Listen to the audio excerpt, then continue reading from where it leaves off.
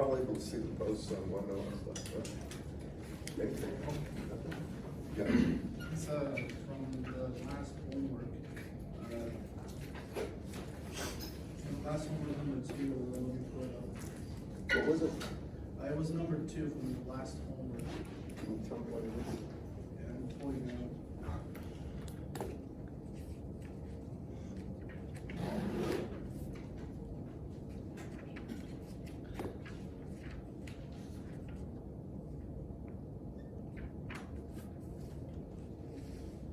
It's asking basically to find the Brewster's angle for a wave propagating from air into water. Right. So we got air, water, right? And so there's going to be wave coming in. It's got to be TM polarized, so the E field would be in this direction. And this is the angle theta Brewster's, right? And then there's going to be theta transmitted, but when we do Brewster's angle, it's the what? Zero reflection, right? Reflection coefficient 0. So when you do that, remember in the book, there was, you set the reflection coefficient equal to 0, and you solve for Brewster's angle, right? And when you do that, let's see, if we got air and water, this one, epsilon relative, is equal to 81, right?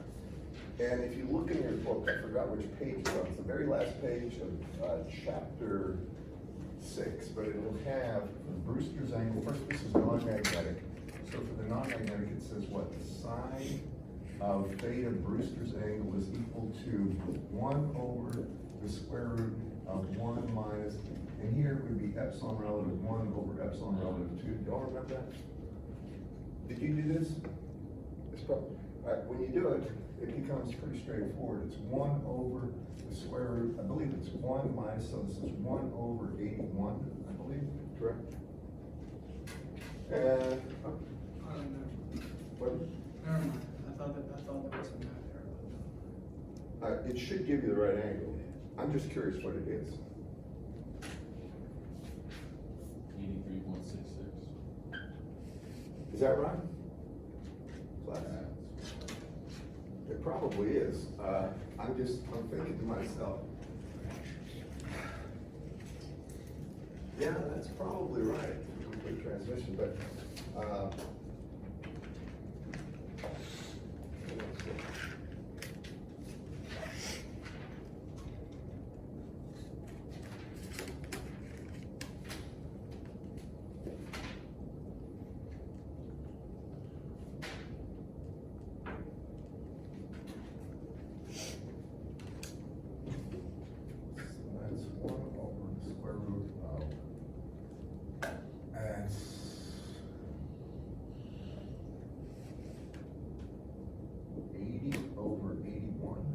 that's going to be a very steep angle. That is going to be about, would you say 86 degrees? 83.6. Or 83? It'll be about that, the inverse sine of that. That's a steep angle, but that means it's coming in almost glazing, right? Because here's the interface, and so it's coming in like this and ricocheting, but everything transmits, nothing ricochets, everything goes in. And that is kind of an interesting one because it's not intuitive to me why it would be that steep, but this shows it. And now you can now make that. Any other questions? That's your 2 homeworks. So, wasn't there homework on Friday for waveguides? This wasn't part of that, was it? What it was? Okay, my bad. All right. Any questions about the waveguide problems before I get going? Most of this, I know the math on that, the development, is something that's, it almost kind of, it seems like there's too much information for all the math development of the things, but it comes down after all the mathematics. It comes down to some pretty simple stuff. We did the TM mode, right? And for the TM mode, I'm just going to summarize. For TM, remember, that means that there's HZ is 0, and you only have an EZ field. EZ is some E naught times the sine, right? And here it's going to be m pi over ax times sine of n pi over b times y times e to the minus j. And here it would be beta z times z. Now, in Whitworth's book, he just uses beta. And beta z is equal to beta unguided is omega times square root of mu epsilon. That's mu epsilon, the guide, times k. Remember, k is equal to the square root of 1 minus the cutoff frequency over the frequency of operation squared. I'm going through just putting a summary statement. Do you all kind of remember this, right? And for the cutoff frequencies, and this would be true for both TE and TM mode, do one other thing.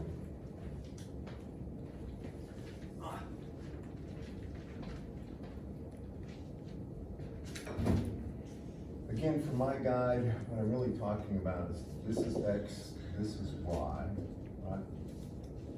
And propagation's in the Z. This is dimension A, and this is dimension B. And B is always less than 2, or I'm sorry.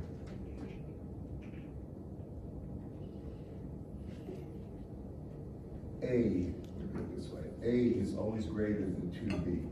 It's at least twice as wide, it's better than twice as wide as it is high. That's what I'm really saying.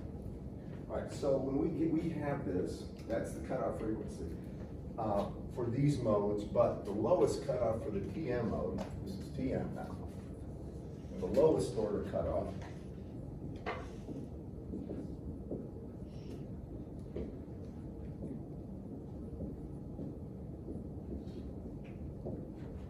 is the 1-1 mode, TM 1,1. And I better put the cutoff frequencies down. Cutoff frequencies for any mode, for the M, N mode, are equal to 1 over 2 square root, 1 over 2 square root of mu epsilon. And here it's going to be the square root of M over A squared plus N over B squared. And then I think on Friday I said that for all this time we spent the TM mode, it's not really used. All right, most of the time in waveguides, you're never going to probably get a 1-1 mode, period. Can I just tell you that? Now, when we did this, we found a few other things about this. We found out that the phase velocity and the group velocity were given. Phase velocity was actually equal to the actual velocity in the rectangular waveguide's cavity inside. 1 over square root of mu epsilon is that, and it's divided by k. You all remember that? So when k goes to 0, the phase velocity goes to infinity, but it's just more or less a mathematical construct. Nothing is moving that fast. The actual velocity is just phase velocity.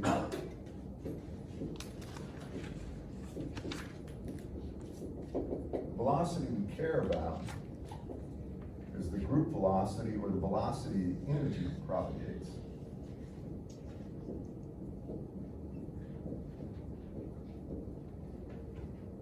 Propagation. V group, and that's equal to 1 over the square root of mu epsilon in the guide, and it's times k, and that goes to 0 at the cutoff frequency. And well, we can do some demonstrations, but I'm just doing a summary statement of that. Oh, one other thing for the TM mode. I also talked about the impedance of the waveguide. So the waveguide impedance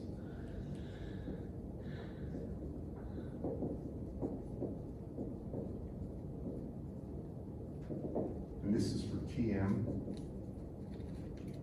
is ZTM is equal to eta inside the guide, and I'll call it eta guide, and it's going to be that times k, and here eta in the guide is just equal to the square root of mu over epsilon. And did I put beta in the guide? Yeah, I did. This is beta unguided is that, so this would actually be equal to omega times square root of mu epsilon times k. Got to make sure I make this point that when I talk about mu and epsilon, it's inside the guide. It would be mu and epsilon inside the guide there. Something I have to tell you too. Now, I haven't worked around this. Sometimes, you have to have, the guide's gonna have high power going through there, and you want the breakdown strength inside that guide, the electrical breakdown strength to be much greater than that of air. Do you remember what it is in air? I think I said this once at least. Anybody? Do you remember me saying it or not? Vaguely? All right. It's 3 million volts per meter it would take to get an electrical arc. You might say a lightning started here. All right. That's a lot. But that's not really a whole lot in terms of the energy density inside that region. So what they'll do is they'll put dielectric materials sometimes in the guide so that they can have an electric breakdown strength, maybe 10 times that, maybe 20, maybe 100 times, and they can propagate more power. The downside of that is the minute you put material in a guide, it becomes a lot more expensive when you get losses. You get losses of material, so it's always a trade-off of those things. And sometimes they might even have a pressurized gas. I haven't dealt with this, but I believe for some technologies that may be in space, deep space especially, they have a need for a very, very high amount of energy to be propagated over a short duration. And there they may put something like argon, pressurize it, it'll give you a huge breakdown, it'll stop the breakdown strength will be very, very high. But that's about the only time I can think of that there'd be a reason for that. And it's always for a rectangular guide, it's gonna be in the 1-1 mode. So that's a summary of TM. Now for TE, the TE mode, well, remember for TE, that means what? EZ is 0 down the guide, and HZ is now the one we find. Okay. I think I was starting to do that. I said, I don't remember the last thing I did on Friday, but you remember how the differential equations are written in the same way. They start with Maxwell's equations, but now we get all the del squared equations in terms of H, not E. You all kind of remember that? All right. If you look at your notes, you're going to see that what actually happens is now we get this equation. All right, it's going to be that plus omega squared mu epsilon times HZ equals 0, just like the del squared equation for E, only now it's H.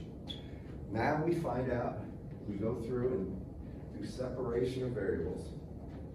And I can tell you that a lot of this stuff is, it's redundant, it's somewhat troublesome because we're just rewriting things over and over again that you already have seen, only now the variable is H, not E. I'm just gonna get down to the coordinates. So that del squared operator has 3 derivatives, second derivative, it's got second derivative with respect to x squared, second derivative with respect to y squared, second derivative with respect to z squared operating on H, and you end up with, and I'll tell you what, don't write this down, just listen to me. I'll get to the summary statement. All right, just listen. So this thing becomes second derivative of hz with respect to x squared plus second derivative of hc with respect to y squared plus second derivative of hz with respect to z squared plus, and I'll just call this beta unguided squared.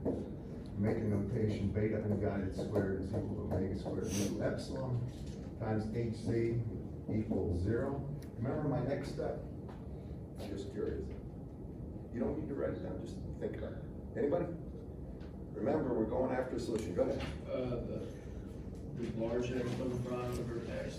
Well, we actually, you're ahead of me, but we say that hz now can be separated. Some function just of x, some function just of y, some function just of z.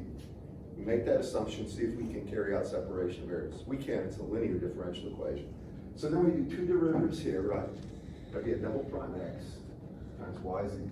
2 derivatives here would be x, y double prime times z. 2 derivatives there would be x, y, z double prime plus beta squared x, y, z. And then we divide everything by x, y, and z, right? We end up with this crazy equation. We get x double prime over x plus y double prime over y plus z double prime over z plus, and then we get just beta unguided squared all equals 0. Okay, then the only way this can happen if these are constant. So we call that minus beta x squared, call that minus beta y squared, and call this minus beta z squared. And the thing I'd make note of, in Whitmer's book, he does not have a beta z, he just calls it beta, because it has to do with the propagation constant, or really the wave number down the guide. It's in the z direction, so he doesn't even call it beta z. Do y'all follow me on that? But don't worry about that. I like to call beta z, and to be frank about it, most books don't use beta, they use k, because k is the actual vector wave numbers that are usually given. It's case of x, case of y, and case of z. Just telling you that. In the higher level classes, you'll see that. So, now, come back over here. Now I'm going to turn this into a TE mode thing. But you're going to see the big difference is only in the possible solutions. They're not going to be sines anymore. They're going to be cosines, and you're about to see it. Okay.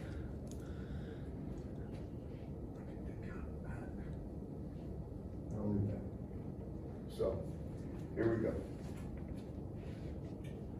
So now when we have this, we have the second derivative of the functional form of x with respect to x squared. And it's going to be over, it's really over x, right, is equal to minus kz, so or minus beta z. We take everything on this side and we get plus beta z squared times x equals 0. Here's what I'm doing. I'm just equating, taking this, all right? If this is equal to minus beta x squared, then x times that is on the other side. Bring it on this side, becomes plus beta x squared. Y'all with me? Get this equation.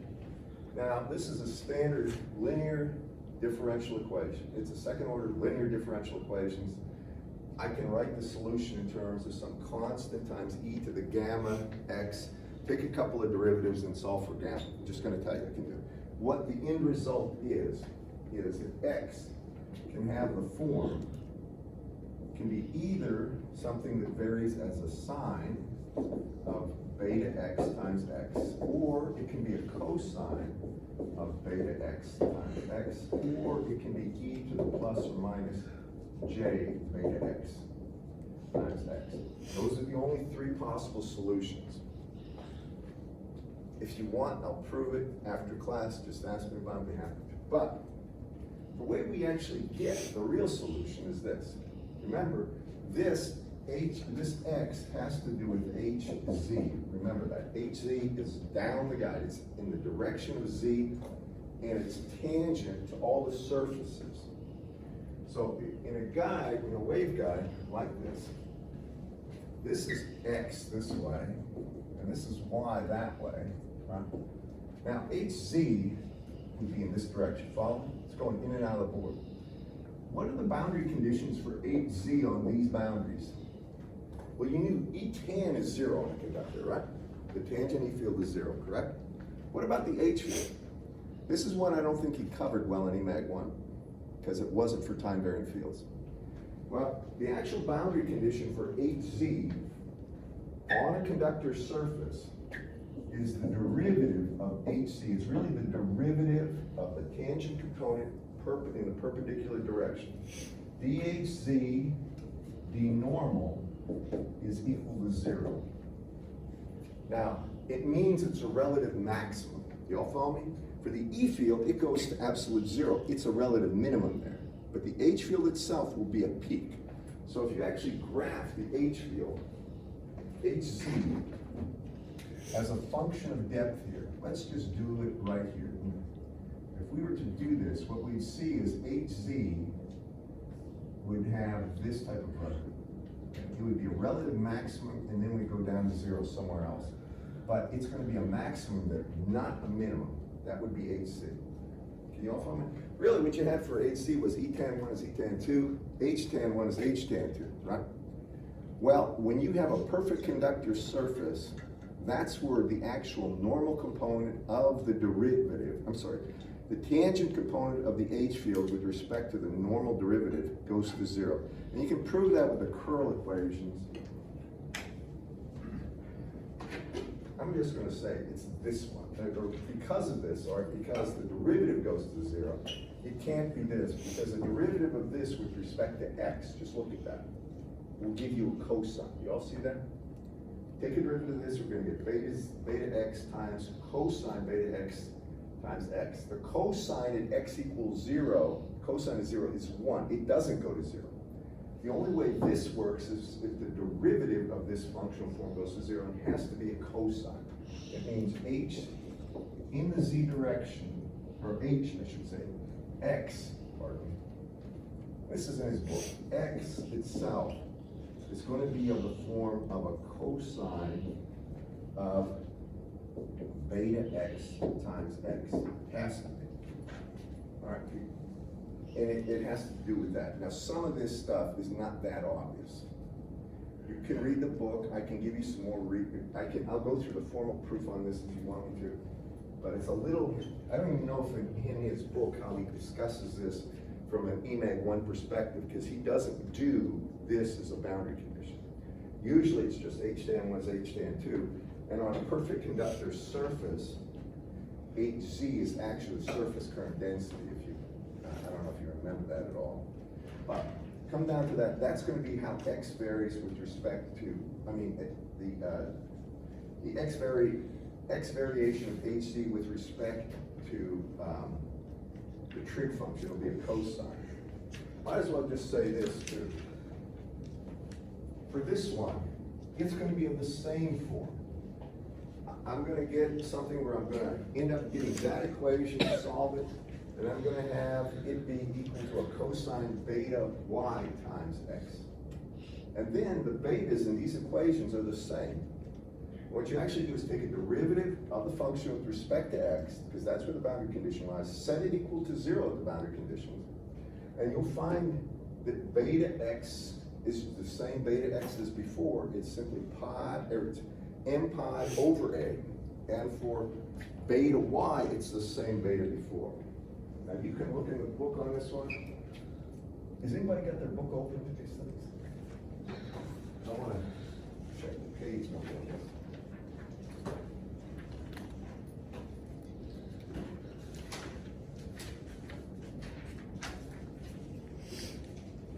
Oh, this starts on page 294. And goes down, and he ends up finally showing an equation 770 on page 396, the final solution for HC. So for the TE mode, right here,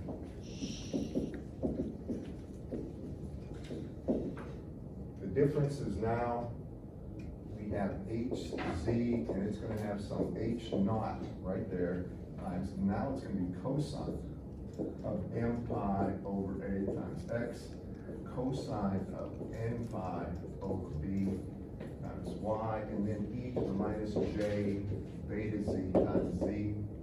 And here beta z, just like before, is going to be equal to beta unguided times square root of 1 minus fc over f squared, and we usually call that k. With me? Now, here's the big difference between the TE and TM mode in terms of what's allowable. If you look at this function here, this, pay attention to it, make sure you write this down. If this is HZ, can there be a 1-0 mode? If we take a look at TM 1, 0, is that an allowable mode? Well, that would be HZ is equal to some H naught. Since m is 1, it would be cosine of pi over ax. But again, when n is 0, this is cosine is 0. Cosine of 0 is 1, not like the sine was a 0, right? You couldn't have a 1-0 mode in the TM for the TM configuration, because that would mean that there would be no E field in the Z direction. It would be null, because this argument of sine would be 0. Follow me on this? But for TM, you can have it.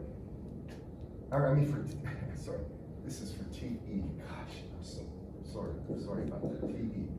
For the TE mode, you can have it, and it would be times E to the minus J beta Z times Z. Now that's an allowable mode, and that's the lowest frequency that will propagate in a rectangular waveguide. So When we talk about the minimum cutoff frequency, FC10 is the minimum. This is minimum. And it's the one that they always operate at. And FC10 would be equal to 1/2 square root of mu epsilon. And then it's the square root of simply 1/a squared. Now, this is mu epsilon here. When you look at this, I'm just gonna tell you some frank stuff. I have this, because the over here plus, now would be 0/b squared. 0/b squared is 0. I don't even bother writing that. When you look at this 1/a squared right here, square root of that's 1/a, isn't it? So this boils down to simply 1/2 square root of mu epsilon over a. With me? That's the cutoff frequency for the 1 mode. Now what is 1/2 square root of mu epsilon if we're talking about air? We're talking about a vacuum. Speed of light. Speed of light, right. So this is equal to the speed of light divided by 2a is the cutoff frequency. Y'all with me on this one? Now I'm going to show you a few things. I got to erase this stuff.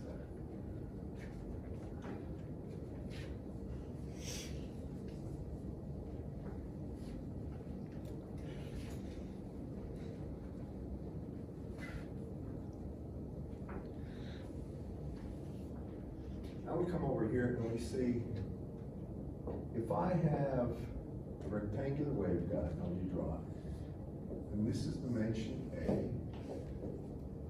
and I have a cutoff frequency, I have FC10 is equal to C/2a, right? Now, if that's cutoff frequency, what's the wavelength equal to? Cutoff wavelength. Well, what's wavelength? C/f, if we're talking about speed of light propagation, is that a class? So if I have C/fc, what do I actually get? FC10. Now I got C over the quantity C, right? 2a. All right, so the cutoff wavelength is really 2a, right? Y'all follow me? Just listen to me and you'll see why I'm saying that. The cutoff wavelength is twice a. It means this is exactly a half wavelength at cutoff. So this distance is lambda c over 2. It's a half wavelength. And at cutoff, here's what's really happening. At cutoff, you're going to wave banging here to here to here in the 1 mode. It's just ricocheting off this wall, hitting this wall, and reflecting back. That's all it's doing. There's no propagation in the z direction. Do y'all follow me? That's a cutoff. Any frequency less than cutoff, it basically is called an evanescent mode. But then you would get something like this. And just think about it. When the actual field try to actually solve Maxwell's equations, it goes to a minimum energy state, to be frank about it. It would try to do that, but there's an E field tangent here. It'll short out. It'll just short. There'll be an E field on the wall, and all the energy in the wave shorts out, can't propagate. That's what happens. Some of this is abstract. You're just going to have to appreciate that's the way it works, and it's the truth. All right? The wave. An old professor who used to be here used to say the wave is too fat for the actual waveguide. It'll just short out. It doesn't fit in there above cutoff. That's the way he said it. And I remember that's sort of it's a way to keep that in mind. All right, so that's the TE mode. And now for the TE mode, here's the big difference between TM and TE. By the way, cutoff frequencies, betas, velocity is all the same for any TM or TE mode. The difference is in the wave impedance and the lowest allowable frequency, okay? So keep that in mind. The lowest allowable frequency is in the TE mode. So, now, here's how I contrast them. When I take a look at TE first, TE modes, what's allowable? First, the cutoff frequencies for M and N are the same in both. It's just equal to 1 over 2 square root of mu epsilon times square root of M over A squared plus N over B squared. That's true for TE or TM. Matter of fact, why don't I do it this way? I'm just gonna say what's common to both modes.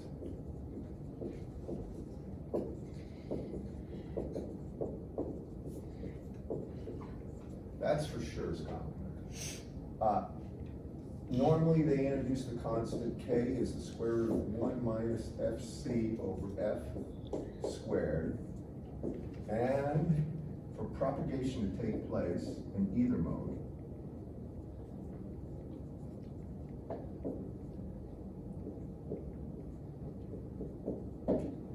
we have to have F greater than FC of the mode, the cutoff frequency. That has to be the case. The velocity of propagation, or phase velocity, we call it V phase for both modes, is equal to 1 over the square root of mu epsilon in the guide divided by K. And V energy, the velocity of energy, is equal to 1 over the square root of mu epsilon times K. That's true. These are what's common to both modes. Now what's different for the TE versus TM mode. For the TE mode, FC, the lowest order cutoff, is 1, 0. And that's really equal to A over the square root, over 2 square root of mu epsilon. This is usually just C over 2, right there, usually. For the lowest order cutoff here, this is lower order cutoff, it's 1, 1, and that would be equal to simply 1 over 2 square root of mu epsilon, but then inside here we have 1 over A squared plus 1 over B squared. That's for the TM mode. For the TE mode, the impedance, let me do it this way. The impedance for the TM mode, ZTM, is actually equal to eta unguided, it's that times K. And for the TE mode, it's equal to eta unguided divided by K. Now again, K is this. And I'll say one other thing. For the TE mode, again, HZ is what's given. It's equal to some H naught times cosine of M pi over A times X, cosine of N pi over B times Y, e to the minus J beta Z times Z. For the TE mode, it's TM mode. EZ is equal to some E naught times the sine of M pi over A times X times the sine of N pi over B times Y times e to the minus J beta Z times Z. So, and I think I've got it all down here in a summary statement. And I think the best thing to do is now expose you to a problem and go through it and just talk about, in essence, what's going on. You'll always want like the lowest 5-order modes or something like that. Those are the smallest frequencies. And now I'm going to show you how this works with the frequencies. Let's see. I hate putting in things in inches. What does it? All right.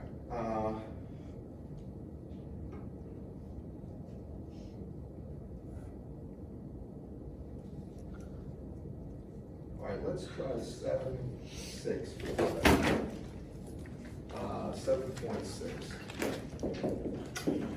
And can somebody just give me these dimensions, A and B?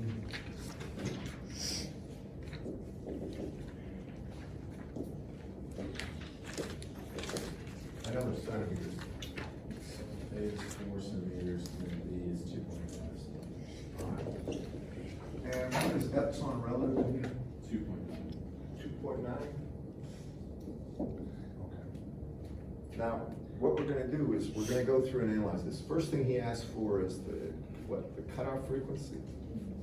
All right, so we're gonna, the general form of the cutoff frequency, FC for any mode, M comma N, and here's where your calculators come in handy, is equal to, well, it's 1 over 2 square root of mu epsilon times square root of M over A, we're looking at this one, plus N over B squared. And that's the definition of cutoff.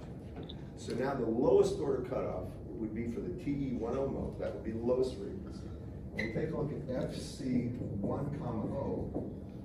Now, I'm gonna go ahead and I'm gonna modify this the way I would do it myself. I see 1 over 2, then I have the square root of mu epsilon. Well, 1 over the square root of mu naught epsilon is C. You all with me on that? So I go ahead and I put on down C over 2. And then I have the square root of mu epsilon. It's really the square root of mu relative because epsilon relative, because mu relative is assumed to be 1. So it's square root of, this would be 2.9. Somebody's gonna help me with this in a second. Then it would be the square root, really, since it's the 1 mode, I'm getting here. It would be just 1 over A, and A is 4 centimeters, which is 0.04 meters. And of course, C is 3 times 10 to the 8th meters per second. So, can somebody just do that for me and give me the value of the cutoff frequency for the 1 mode? He always pulls these numbers I don't like. The square root of 2.9 is not. If it's 981, I can handle that. 2.9 is just not on my list. You get anything? Large number. It's going to be large. It'll be gigahertz, I think. 2.20 gigahertz. All right, so you got 2.20 gigahertz, AC, all right? Now, y'all see, oh, where, he messed this thing up. This should never be, this has to be at least, this has to be at least twice that plus something, all right? Here, he's doing it on purpose. This is a guide you won't see commonly available. And I'll tell you the reason for that in a second. All right, now that's the 1 mode. Let's do the FC 2 mode. Well, we can do that not even looking now, just watch. I mean, without any hard calculations. You see how the 1 mode is just, you ignore the n, right? 1 would be 1 over A squared, square root is just 1 over A, right? 2 mode would be 2 squared over A squared, forget n, square root of, right? So it's just twice this. So that means the 2 mode will be 4.4 gigahertz. Y'all follow me on that, guys? It has to be because if this is 2, right? And n is 0.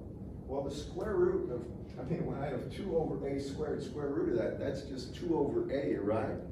And that's simply twice this value, isn't it, class? Y'all follow me on this? Everybody? Okay. So that's the 2 mode, 4 gigahertz, right? Now, the 1 mode should be above this. It should be greater than that, but it's not going to be in this case, because this. So when I take a look at the FC cutoff frequency for the 1 mode, now I get what? Well, I get C over 2 square root of 2.9, right?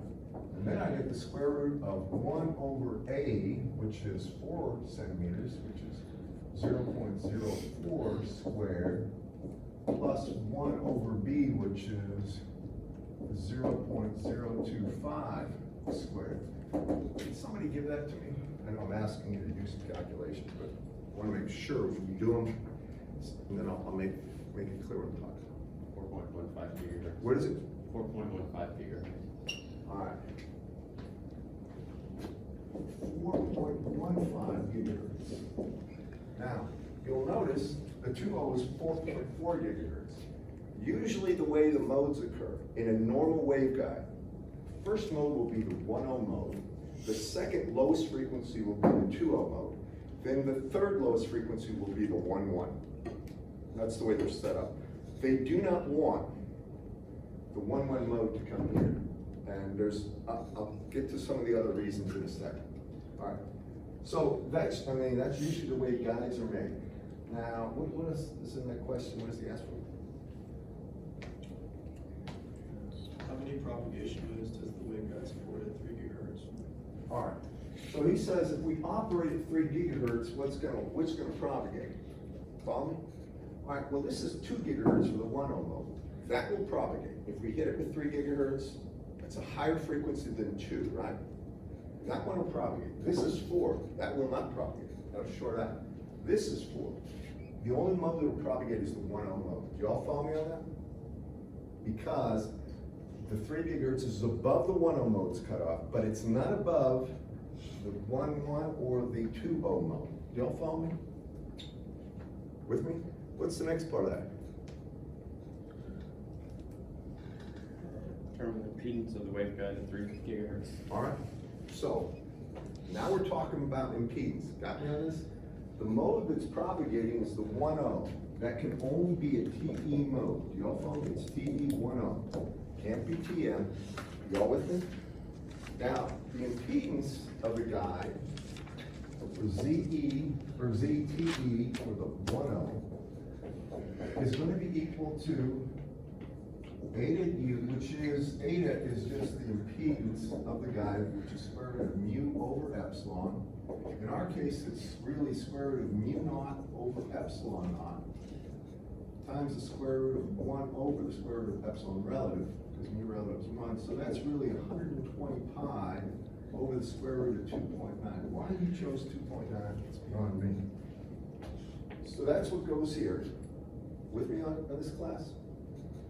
I'll erase this and just put that in there. So it's going to be a 120 pi over the square root of 2.9. And then you divide by k, right? So what's k going to be? Well, k is equal to the square root of 1 minus the cutoff frequency for the mode we're talking about. The cutoff frequency is 2.2 gigahertz, right? Over the operating frequency, which is 3 gigahertz squared. So somebody's going to have to give me k for that. Y'all follow me how I'm doing this? That's the form of the impedance, but k is this. So to get k, I have to take 1 minus the square root of the cutoff frequency over the operational frequency squared.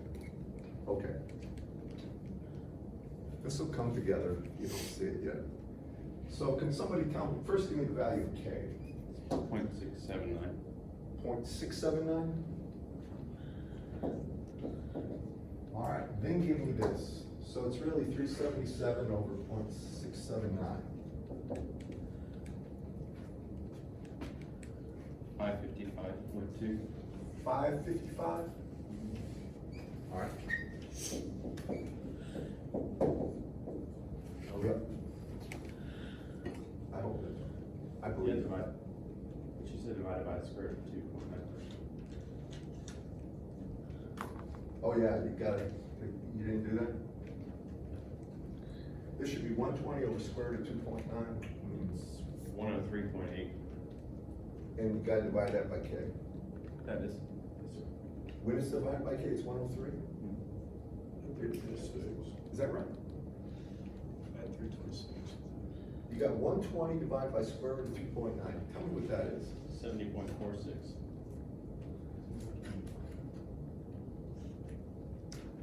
Is that right? It's square root of 3? That's without the pi. What? That's without the pi over time. That should be 120 pi is 377. Yeah, I missed it somehow.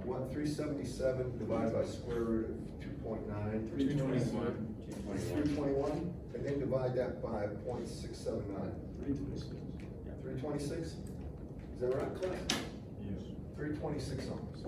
All right. So that's the impedance of the waveguide, which means as this wave's propagating down there, think of that as the characteristic impedance of your transmission, all right? It's just like that. So if you want to attach something, you have to match that impedance. And I know this is a big jump because the way you attach stuff. Do you remember when I brought in those pieces of waveguide, and I brought in an antenna that would fit on the waveguide, you all remember? Well, that's how it would go. You would literally have an antenna with the same exact cavity size for the feed point, and would just go flush with that. All right, what else does he ask? Right, continue. Yeah. Could you re-explain how many propagating modes does the waveguide support again? The way I get this is first, I look at the frequency of operation, it's 3 gigahertz, right? So any mode below 3 gigahertz would propagate. Any frequency, any mode below it, which means it has an associated frequency. So you always start the 1.0 mode, that's the lowest frequency. I get 2 gigahertz, all right, that's gonna propagate. The next lowest, or the next frequency, just above that, is the 4.15 gigahertz. See that? That one won't propagate. It's above. For that to propagate, you would have to feed that thing with a signal that's got at least 4.5 gigahertz. Then the next one after that is 4.4. That's not going to propagate either. All right. And I'll tell you this right now. Usually when they feed a guide, because we're going to talk about the velocity of propagation. Let me show you. Here's the reason you don't want more than one mode. You know how the velocity of propagation, do I have it here? Yeah. When you have velocity of energy is equal to 1 over the square root of mu epsilon times k, right? Now, k is different for the 1.0 and 2.0 modes, right? That means if you could support the 1.0 and 2.0 mode, they would propagate at different speeds down the guide. Do you follow me? Now, when you put energy into a guide, usually if you have a waveguide, I may have mentioned this earlier, I think I did. If you have a waveguide, and this is the side view of the guide, so energy is propagating that way, they'll cut a little hole right here, and they'll put a filament down there. There's a couple ways, this is one way. And this is like a little antenna that will have an impedance equal to the waveguide impedance, and things will propagate from there. This actually starts the wave going, and then the wave adapts to the geometry, and it configures itself, then it propagates down there. So, when you're doing this, if 2 modes are possible, some of this energy or power is going to go into one mode, some into the other. And they're both propagating at different velocities. So at the end of the day, when you try to get the energy out, now you don't have coherence. Now you have something where it's garbled with its communication channel. You have some of the signals going one velocity, some at the same frequency is going a different velocity, and you don't even know the ratio, the amount of power in one versus the other. Then when you try to get this out, it's garbled. You all have heard garbled stuff, right, on your phone or someplace. I mean, where all of a sudden there might be, in some way, a multipath where the signal itself doesn't assemble itself in a coherent or constructive way. It's not that way. And that's what will happen if you get velocity of propagation, where you have 2 different velocities of propagation. That's the reason they only want one mode. This is really important. So, and the way they ensure this is this.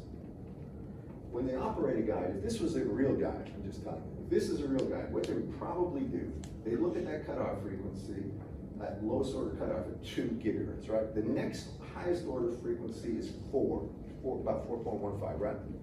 They would like to operate close to this. So they would operate somewhere probably close to 4 gigahertz, maybe 3.9 or something like this. They don't want to trigger this mode, but they want to operate far enough away from the cutoff so that K itself will be relatively large. Like here, you got 2 to 3, look at that, that's at 0.67, right? They would like K to be close to 1, and here's why. Look at the velocity of energy. As K gets close to 1, the velocity of energy flow gets close to the speed of light in that medium. Do y'all follow me on this, class? They would like it to be 1, but they know they can't. They get very close, they don't want the next mode, but they don't want to operate it. If the cutoff down here is 2.2, they don't want to operate this thing at 2.5, because then the velocity of propagation goes way down. This thing's ricocheting up and down instead of going down the guide. Y'all follow me? And also the wave impedance gets a little large. If you look at this one, this isn't too bad, but you really don't want to get outlandishly small or large impedances. It's hard to match that. This is okay. But you know, if you have an impedance like 0.1 ohms, if it was a TM mode, which is never used, but That's a tough one to match. I'm just leveling with you. It's tough to get energy out of that. If it's like 30,000, that's also tough. I'm just telling you that. Now, in transmission lines, I'm going to show you how we actually think of a waveguide as a transmission line in a second. The Whitmer's book doesn't have this, but think about the coax cables you dealt with. What's a typical impedance for a coax cable? 50 ohms. 50 is very typical for any microwave engineering work you're going to do. Almost all of it's 50 ohm. What's another impedance that you see typically? 75. 75 is for what? All the commercial cables, Spectrum, stuff like this that run to your house. They're 75 ohms. And there's reasons for it. Primarily, the 75 ohms allows less loss. That's what it comes down to. There's more to it, but that's the reason. That's in the TE mode. All right, for waveguides, typically impedances are of the order of 100 to 300 ohms, in that range. They're not 50,000, 100,000, and they're not 0.1, 0.2. There are special cases where you get very wide, very thin waveguides. These are very special cases, but and they would have a very low impedance. But those are the exceptions, I'm just telling you that. And they're for very selective things. A lot of this has to do with physics, where they're doing experiments, and physics always has like a need for the extremes in terms of impedances and their measurements. You ever look at the way they measure gravity waves? You all heard of gravity waves? Anybody? You have? All right, well, think of it this way. It's not, typically on CNN or Fox News, but all right, just think of it this way. Electromagnetic wave is light, right? It's anything with photons. What is really electromagnetic wave caused by? You take a piece of charge, and it has to be accelerated. It can't move without an acceleration. Take a piece of charge and just spin it like this. It will launch an electromagnetic wave. And it's from Maxwell's equations. Now, a charge by itself has a what? It has an electric field that's towards it or away from it. Do you all follow me on that? But you spin it, and all of a sudden that acceleration causes the solution of Maxwell's equations to create an electromagnetic field that's no longer in the direction of the charge, but perpendicular to it, and it actually then propagates. Follow me? So charge accelerates, you get an electromagnetic field perpendicular to the direction of a radial vector drawn towards the charge, and it propagates. With gravity, and I am not an expert on this. By the way, when you start dealing with photons, that's a little out of my realm, I have to do it, but they talk about photons being the smallest little piece that makes up light. All right, there's real and virtual photons. Well, with gravity, normally if you have a planet mass, the force is either in the direction, pulling, right, gravitational attraction. Matter of fact, that's the only thing. You don't have repulsion with gravity. Maybe you do. Anyway, mass just attracts, right? All right, so what's a gravity wave? Think of this, you got a big piece of mass, and now spin it just like I did that charge, and all of a sudden it will launch a wave that no longer has a force direction this way, perpendicular to its radius vector, but this way. I know it's hard to understand this, but you can actually do the solutions, and it's a bit advanced, and that means now you're getting a force vector that's propagating away from this mass. Do y'all follow? Just like the force vector, the electric field was perpendicular to the direction of propagation from an accelerated charge. It's counterintuitive, by the way, that this can occur, but it does if you solve the equations. So with gravity waves, physicists are very clever. There's an antenna to measure electric fields, right? Antennas we use all the time to listen to the radio and stuff, correct? It's a long piece of wire that allows the current to be induced. So gravity waves, they have this long antenna. You know how long it is? Anybody? I think I might mention it. Was it a couple miles? It's miles long. There's one in California, all right? And what they're doing is measuring the deflection of the ends of this thing as gravity waves hit it, all right? I know it sounds bizarre, but it's that and the elongation this way. And physicists do this, and they get Nobel Prizes for doing this.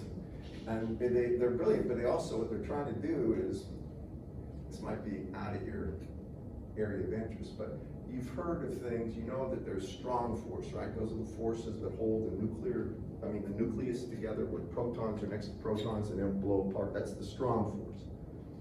Then there's the electromagnetic force, light, charge, right? Everything like that. Then there's also gravitational force, right?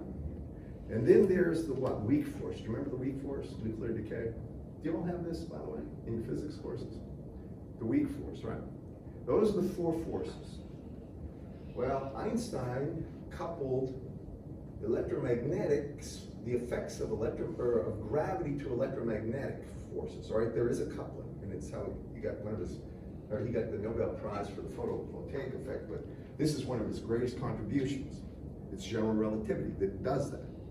But there's also linkage that they're working on between the strong force and the near force in gravity and electromagnetics. That is called a unified field theory, and they're working on it very hard. They're trying to actually figure out how this stuff couples at these levels. The only way they can do it is looking at the extremes and the energy when they're smashing stuff up, extremely high energies with that super collider, and they're looking at gravity waves, trying to figure out everything that affects them, and they're trying to get this coupling. And maybe in your lifetime you'll see this done. If that happens, a whole lot of different things are going to be taking place, because then they can engineer that and they can use it for all sorts of stuff. But that's an aside. I'm allowed to do this. I'm trying to encourage you. I'm trying to motivate you to be interested in some of this stuff other than, just pass the exams. Okay. I almost want to do one more before I move out of here. All right, now I'm going to show you how this stuff is really used in engineering in the real world. This is not in the English book, so you need to copy this down.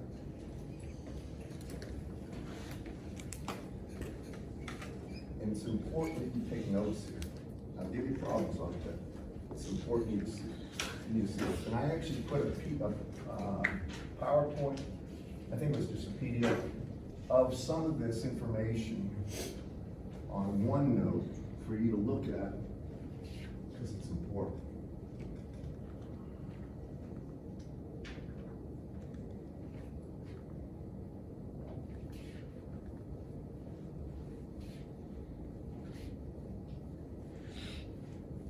All right. Matter of fact, for the quiz on Wednesday, this will be a topic.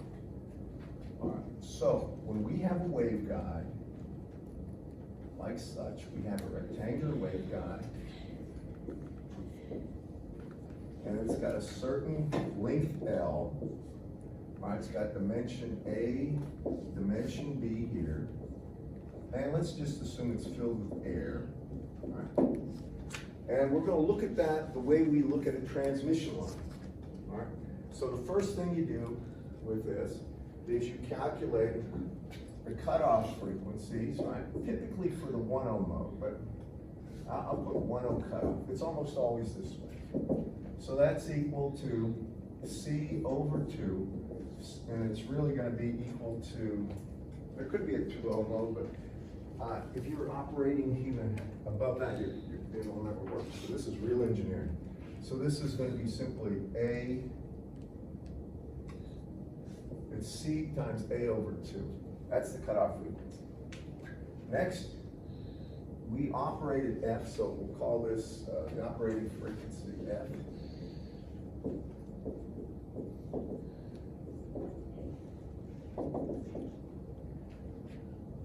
After we have this, now we're going to get K, which is going to be the square root of 1 minus FC over F squared. And F is going to be greater than FC 1.0, but it has to be less than FC 2.0. This is the real engineering. That's the way it's done. So now I get K. You all follow me? We're up, yeah. Why is the cutoff frequency C times A over 2 instead of C over 2? You know what? Because I wrote it down wrong. You're absolutely right. My bad. I should have written the whole thing. C over 2, my bad. So that's the cutoff frequency. This frequency of operation is going to be greater than the 1.0 cutoff, but less than the 2.0 cutoff. Now, when we take a look at this, real waveguide engineering, Now, the next thing we're gonna get is the impedance of the guide, ZTE 10. So that's gonna be eta of the guide, and I put air down here, but if it wasn't air, you'd have to change this. 120 pi divided by K. Now I have the impedance of the guide. That's just like the characteristic impedance for a transmission line. Y'all with me? Now, if you think about this for waveguides, they exactly parallel transmission lines. We're gonna go and take a look at your transmission line theory, 1 second. In transmission line theory, if I had a source resistance and I had a source plus the minus Vs, and then I have a transmission line here, I have a given length L, and this is gonna be, have some characteristic impedance Z naught, and then I put a load here, R load. Now, you remember doing these problems, like this is my transmission line, it's a length L, and when you take a look at that, the way you would solve this problem back in the day, first thing is you got the characteristic impedance right here, the input impedance, Zn. And you said Zn here was equal to the characteristic impedance Z naught, and then it was times Z load. I can put it as Z load if you want. And it's gonna be that plus, if it's lossless, we're only talking about lossless stuff when it comes to transmission line waveguides, plus J, and then it's gonna be times Z naught, well, actually, times the tangent of beta in the guide times the length of the guide over Z naught plus J and ZL, which is the characteristic, or is the load impedance times the tangent of beta in the guide times L. Now, do y'all remember that? When you had so this is a standard input impedance for this. Once you found that, you found this V prime right here. It was the amount of the signal that gets in there, and then V prime you found out was equal to really the source voltage times Zn. Try to write that a little better. This is the input impedance, Zn, right there, over Zn plus, call it Rs.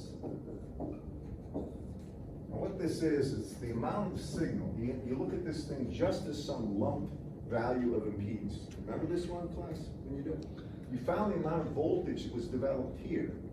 That voltage is gonna be launched, right? It's gonna be a superposition of a reflected and the transmitted wave. That's your V prime. That V prime is equal to, with transmission line theory, some V0 plus, and then it's equal to e to the minus J, actually in this case it's equal to plus J beta L plus reflection coefficient at the load times e to the minus J beta times length. And the way they do these problems, you always make this value of Z where the load is attached equal to 0. So this value down here is actually going to be at Z equals minus L. I'm summarizing, I'm not trying to go too fast, but I'm just showing you, this is how you did it with transmission lines, remember? All right, and you could find, based on this, you could find V0 plus. Do you all agree with that? You got V prime, you can see that V0 plus is equal to V prime over e to the J beta times L plus reflection coefficient e to the minus J beta times L, and this is going to be a value. Then when you wanted the voltage at the load, the only thing you said, the voltage at the load was V0 plus times 1 plus reflection coefficient at the load. And you could get it. I'm going to remember that. You do? Good. Anybody else remember it? How many at least? It's kind of, sort of. It's back in the, it's in chapter 2, I think, in your book, right? So it's been some time since you did transmission. But that's it in a nutshell. when you did transmission lines, right? Now, here's the difference. For waveguides, and I'll put it over here, the only difference is this. We're gonna get now this. This is like our characteristic impedance Z0, right here. Got me on that? It's gonna have a load attached. I didn't show you the load attached, and it's gonna have a source. And the source may not have an impedance. It may be a direct connect thing. But anyway, you're gonna need this impedance. Now, once you do that, here's the difference. And this is for the waveguide. So this is for the waveguide.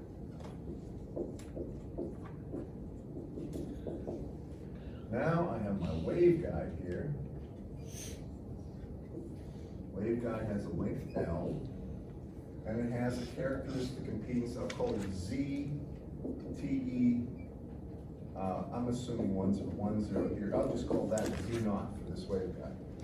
There will be a load on this guy, or some Z load, and there may be a source resistance. It's hard for me to draw this in a way that's going to be meaningful, but I'll just call it RS. And there's going to be some voltage source here, just as before. Everything's same as before.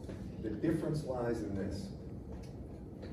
When I look at beta guide here, now that beta that's used, you have to get out of here. You have to say beta guide, in the guide, is going to be beta unguided, or it's going to be omega times square root of mu epsilon. And it's going to be times K, all right? And again, that's K. So now beta in the guide is not beta, just omega squared or omega square root of mu epsilon. It's that times K. You all with me on this? You gotta get beta in the guide. And then for your input impedance equation, your Zn now becomes Z0 for the TE10 mode, and then it's everything the same, times Z load plus J Z0 TE10 times the tangent of, now it's beta in the guide. It has to be beta in the guide, which is that, times L over Z0 TE10 plus J, and now it's going to be Z load times tangent of beta in the guide times L. All right, so now Zn is different. You still get Vn the same way. Go right here.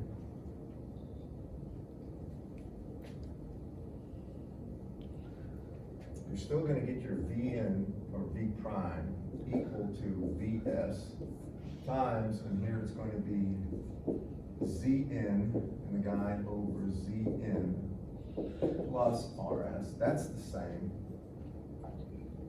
But then right here, this is going to have beta in the guide times L. Now, when I look at V0 plus, that's equal to V prime over E, and this is going to be J beta in the guide times L plus reflection coefficient of the load times E to the minus J beta in the guide times L. So that beta in the guide is the thing that's different, along with the characteristic impedance. Now that characteristic impedance you have to calculate for the different load values. Then once you have that, the voltage at the load will simply be V0 plus times 1 plus reflection coefficient at the load. And again, the equations for voltage propagating here, the load here is at Z equals 0. V of Z usually is given as V0 plus times E to the minus J beta Z, and this would be beta in the guide, plus reflection coefficient of the load E to the plus J beta Z in the guide times Z. And when you look at this equation, the load is at 0, so when we want the voltage at the load, when Z is 0, it's 1 plus just the reflection coefficient. That's why I put it like this. Now this is something you haven't seen in a while, But that is how waveguide really analysis is done. If you have a real guide with a load and a source, then you want to figure out what's going on in the guide. That's how you do it. It parallels the transmission line. Dr. Wimmer's book does not do this, but it should be shown to you. And I'll give you a problem or two related to this. Now, on Wednesday's quiz, I'm not going to ask for the oblique incidence, all right? I'm going to target this. I'm going to ask you things like what modes propagated. Obviously, if I hold true to my word, it's probably going to be the 1M. Going to want to know the velocity of propagation, beta in the guide. Follow me on this. The standard stuff, beta in the guide. The input impedance here, this equation is one most students have trouble getting right. They always have a problem with these complex numbers on their calculator. I don't know why, but they do. So I'm going to tell you, be careful on that. I'll ask for the voltage at the load. When you had the voltage at the load, how would you get the power? The power that the load absorbs. Just think about it. How do you always get it in power? V squared over. Well, it'd be what? Technically, it's 1/2 times the real part of the voltage at the load times the current at the load. The current at the load would be the voltage at the load divided by the impedance of the load, right? So what you're saying is right. It's going to be 1/2 times V squared. Right? yeah, but you see, here's the problem. What if that's an inductor? How much power is dissipated by an inductor? 0, right? The average power is 0 for a capacitor and inductor, right? So how do you always get that? You really probably should do it I squared times the resistance component of the load, right? I squared would be V over the impedance, right? So you could take 1/2 V on the load over the total impedance, square that would be current, and then it would be just times the real part of the load. Follow me? Because the actual, if it's an inductor there, no power is absorbed at all. Everything's reflected. So, and I'll put some more up there. I'm almost out of time. That's the reason I'm moving a little fast. I want to mention something. Next time, there's something in there about waveguides and dielectrics. I'm going to mention this casually next time. The treatment of that is a little vague in his book, but dielectric guides are simply rectangular guides, but there's no conductor holding them. So it's just a rectangular block of dielectric that causes the signal to bang around inside. It's a much more involved development. But the thing we're going to do with dielectric waveguides is fiber optic. Now, you all heard of fiber optics, right? All you got with fiber optic is you got a core dielectric material surrounded by another cladding, and what happens is the light ricochets back and forth in the fiber. We're going to cover that on Wednesday too, and then you'll get your quiz. But it'll be a short quiz at the end of class, meant to be for 10 minutes, related to what I just put up there. Follow me? It's going to be related to waveguides, and I'll give you some problems so you won't feel like it's on a blindside. Okay. So you said there was no oblique incidence on this quiz? No, I'm not going to give you that. I'm probably going to give you oblique incidence on the first test. All right. And the reason is I want to focus on waveguides here. Oblique incidence is really 2 formulas in Brewster's angle and stuff like this, and we'll spend a little more time on that and get it when time is ready. Okay. Now remember, that's not what we're supposed to. I'm going to give you some information on one note. I'll be very clear about it. I want you to do homework, okay? All right. See you Wednesday. If you have more questions, ask it. So the problem's like 7.1 through 7.4, if you're not given an epsilon relative, are you just assuming that it's a 1? Assume it's there. If things are not stated explicitly, you can assume common parameters, which is air. And air fills 95% of all the waveguides I know. Okay.